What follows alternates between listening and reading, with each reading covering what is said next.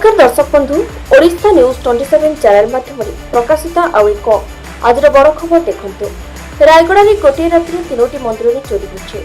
सहरर सिरिकणा निकटस्थ कोटलागुड़ा श्री शलेश्वर शिव मंदिर प्रांगण में 3टी पार्श्व देवादेवी मंदिर में चोरी होता जमापड़ी। मंदिर प्रांगण में मां सारला श्री विश्वकर्मा और श्री हनुमान मंदिर दुर्बृत्त माने चोरी करथिबा अभियोग करछथि। श्री हनुमान और विश्वकर्मा मंदिर दानहुंडी भांगी चोरी होता बेले सारला मंदिर में मां विग्रह 2टी रूपा आखि चोरी होता बेले दुर्बृत्त माने सेठार आउ कौन सब चोरी करछथि ताहा से देखि नथिबा अभियोग करछथि। राति 7टा बेले मु आळती कली आळती कला बादे सब ताला फाला सब देइकरी मु घर को पळेली।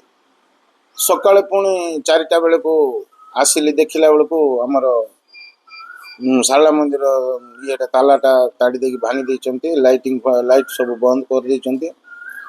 तापर हमर रोषे रूम 2टा जाकर भांगी देइचंती।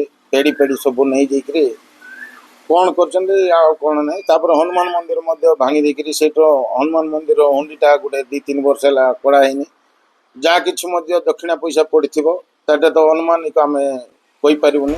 मंदिर सीसीटीवी गत एक सप्ताह धरी काम करुवा बेले मंदिर रोषे घर और स्टोर रूम ताला भंगा जाइछे।